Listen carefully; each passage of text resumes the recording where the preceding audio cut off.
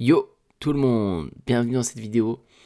Je suis éteint, je suis exténué.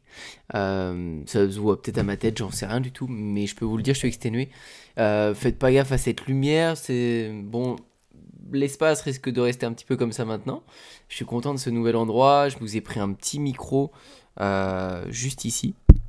Regardez, on le voit dépasser. Oh, c'est mignon. Il est tout beau, tout neuf, pour vous faire une petite qualité un peu mieux. Et je suis en train de retravailler mon setup du coup, vu que maintenant je suis chez moi pour cette nouvelle aventure, cette nouvelle page qui se tourne. Et ce que je voulais dire, c'est que la lumière est hyper forte, en plein dans ma tête. Et elle est jaune, et du coup, c'est bizarre. Donc, je n'ai pas encore installé. Elle est derrière ma. Comment ça s'appelle ça? Les LED lights, la ring light, je sais plus. Mais j'ai pas installé tout ce qu'il faut encore. Mais je vous fais une petite vidéo parce que j'avais envie de vous faire une petite vidéo, vous parler de l'avancement du Oa Park, de la destruction du Oa Park et surtout des sceptiques. Vraiment des sceptiques, des personnes qui vous découragent quand vous faites du contenu. Et je sais que c'est un gros problème pour beaucoup d'entre vous parce que vous vous concentrez sur ces mauvaises critiques. Et ça nous l'a tous déjà fait. Euh, genre tout bêtement, vous lisez plein de commentaires et ça va être par exemple bravo, j'aime bien ton contenu, c'est super, tu m'as appris un truc et tout. Tout ça, on fait ok, ok, merci, merci, merci. Et puis t'en as un qui va mettre juste un sur, allez, sur 100, hein, 1 sur 100 qui va mettre, ouais, pourri ton contenu, ce que tu mets c'est naze, ouais, j'y crois pas trop, non, nul. Et ça, ce commentaire-là, il va te rester dans la tête toute la journée. Et tu vas y penser, et tu vas te remettre en question, et tu vas avoir envie de lui répondre méchamment. Puis après, tu vas enlever ton message, et tu vas lui dire non, non, plutôt, je sais rien, je vais mieux l'ignorer. Je vais dire merci de ton retour, machin, ça sert à rien. Ou tu vas supprimer son commentaire. Tu vas pas savoir comment réagir face à ce commentaire. Alors que t'en avais qu'un. Un seul commentaire négatif sur 100. Mais tu te focalises que sur celui-ci. Donc, on va en prendre un, par exemple, un commentaire un peu d'un sceptique que j'ai eu il y a 1 ou 2 jours. Alors, je vais vous le prendre, je vais vous le lire, je vais vous le mettre. De KO qui me dit: ça paraît toujours simple quand tu parles, je n'arrive pas du tout à croire à ton discours. Donc, il parlait de la vidéo où je donnais 3 astuces sur gagner de l'argent en ligne. Donc, il y avait proposé des sites gratuitement à des entreprises, vous faites leur site, vous leur envoyez et on espère qu'ils vont kiffer, qu'ils achètent une prestation à vous. Il y avait le dropshipping et il y avait création d'une marque, comme je présente avec ma marque de surf et de skate. Et lui, il croit pas du tout en ce truc-là. Il fait: il n'y a aucune personne dans les commentaires qui applique et qui réalise ce que tu dis. Donc, ça devait l'énerver que dans les commentaires de cette vidéo, les gens disent merci du soutien, disent merci des conseils, j'applique ce que tu dis et ça fonctionne, ou des trucs comme ça. Ça a dû l'agacer pour qu'il dise ça. Et ensuite, il n'y a pas non plus de témoignages sur ta chaîne des personnes que tu accompagnes. Alors là, c'est qu'il est très très mal renseigné, et encore une fois, c'est un sceptique. Donc, je peux lui répondre en lui envoyant un pavé et en démontant tout ce qu'il dit, en disant tu n'arrives pas du tout à croire à mon discours. C'est simple, je montre depuis ces 3 ans, 4 ans sur cette chaîne que faire des business long terme, faire du dropshipping, faire des sites, ça avance, ça marche, et j'ai déjà montré des tonnes de scores, des tonnes de chiffres, et je suis un des rares qui montre ce qu'il fait à côté, avec ma marque de surf et de skate. Donc le projet long terme, pas compliqué de le voir. J'aurais pu ajouter dans ce commentaire: tu dis qu'il n'y a pas de témoignage, je te mets ici le lien des dizaines et dizaines de témoignages vidéo que j'ai. Parce que, encore une fois, j'ai toujours mis un point d'honneur à mettre des tonnes de témoignages. Si vous allez sur mon compte Instagram, ma story à la une, je ne peux même plus ajouter de vidéos, de témoignages, parce que je suis plein. Alors je pourrais recréer plusieurs stories à la une, mais ça n'aurait pas trop de sens. Et on clique à l'infini et vous allez voir, il y a des têtes, des têtes et des têtes et des têtes de plein de gens. Alors à qui je demandais des témoignages au début: qu'est-ce que tu penses de ma formation, qu'est-ce que tu penses de mon suivi, de mon accompagnement. Donc s'il fouine 3 secondes, il voit qu'il y a des témoignages partout, et sur mes pages de vente, il y en a encore et encore. Mais quand tu es sceptique, quand tu te prends un truc comme ça, que t'es pas content devant une vidéo, tu vas mettre tout de suite ce que tu penses. Je vois pas de témoignages sur ta chaîne YouTube.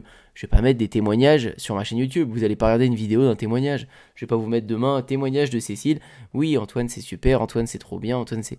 On s'en fiche, vous êtes pas là pour écouter Antoine qui se fait saucer. Vous êtes là pour avoir des conseils, avoir de la motivation. Et moi, c'est ce que je kiffe vous donner. Je veux que vous réussissiez, que vous fassiez un projet en ligne, quoi. Comme j'ai réussi à le faire, bah, à votre tour. Donc ce mec est à côté de la plaque, mais je vais pas lui écrire un roman pour faire ça. Non, je fais encore pire, je lui fais une vidéo dédiée, quoi. Vous voyez à quel point je perds du temps. Non, mais quand j'ai vu son commentaire, du coup, je me suis dit, bon, moi, c'est pas le premier, hein, ça sera pas le dernier. Je me suis dit, tiens, sur lui, je vais faire une vidéo. Il va être rentable, ce mec, il va être valable. Parce que du coup, il va me permettre de faire du contenu, de parler du sujet des sceptiques. Et en même temps, je sais qu'il verra cette vidéo.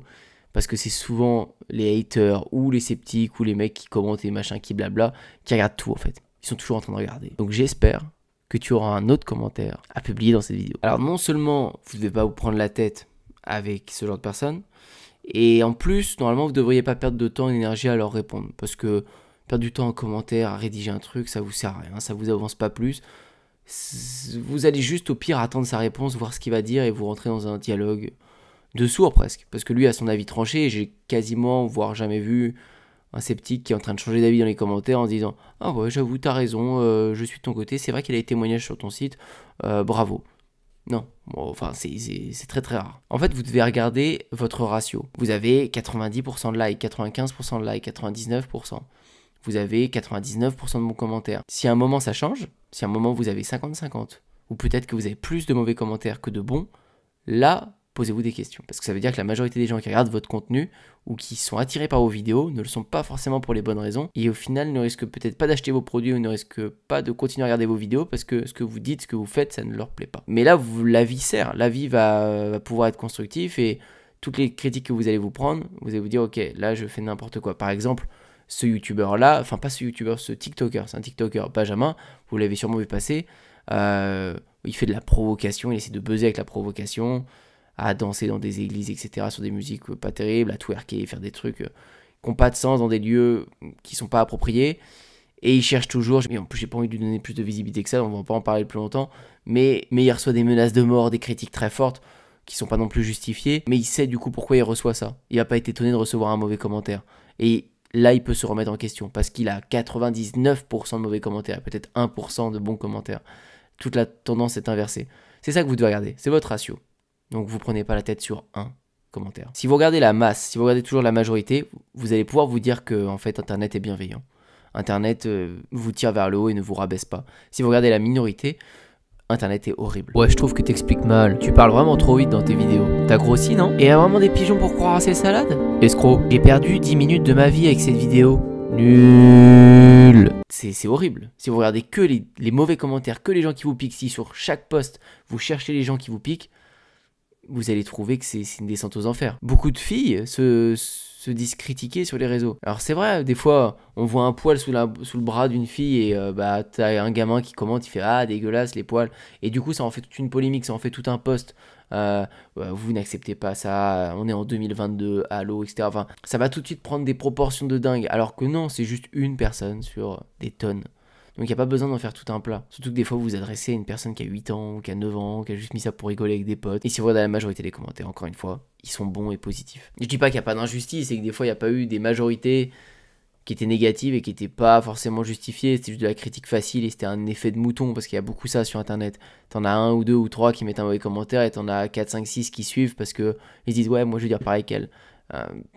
Ça arrive ça aussi, c'est malsain. Mais c'est pas si fréquent que ça. Alors si vous avez peur de vous lancer sur YouTube ou sur les réseaux parce que vous avez peur d'être critiqué et que vous pensez ne pas pouvoir accepter ces critiques, oubliez. Pensez à moi, pensez à ça et ça ira mieux. Regardez, je vais vous montrer un truc sur YouTube. Je vais vous donner une petite astuce. Si vous voulez trouver les mauvais commentaires, ils sont souvent à la fin et je sais pas pourquoi. On clique sur une vidéo, bon je clique par exemple sur celle-ci. Parce que moi elle m'était proposée, bon il y a 230 commentaires, fait chier, ça va être un peu loin. On va descendre, alors je vais aller tout en bas. Si on regarde, là je suis au milieu par exemple, ça va être des bons commentaires, top les gars, je veux bien l'Excel pour les routines, quelques références, et dans votre vidéo, la classe des mecs, super vidéo, excellent, etc. Bon, que des bons commentaires, comme je vous ai dit, la majorité, c'est souvent des choses positives. Je descends, voilà, là je suis tout en bas. Pauvre chat, pas très bon commentaire, c'est bizarre. Yomizuma, encore une araignée, mais c'est pas possible. Pourquoi pas Théophile Elliott?